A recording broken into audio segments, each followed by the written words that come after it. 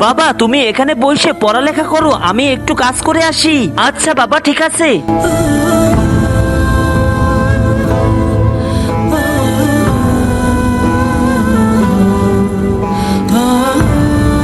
সরেয়া সরেওয়া আ আ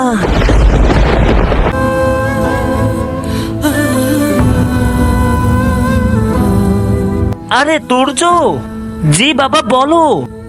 তুর্য, আমি তোমাকে কতবার বলেছি যে মন দিয়ে পড়ালেখা করো, তুমি এখানে ঘুমাচ্ছ।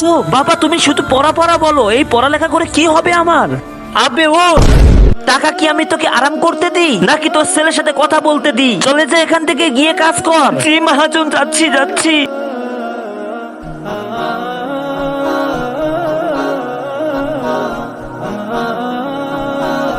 বাবা অনেক ক্ষুধা লেগেছে, একটু পরে বাসায় গিয়ে তারপরে খেও।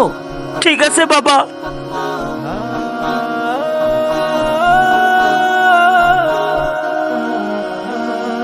বাবা অনেক ক্ষুধা লেগেছে।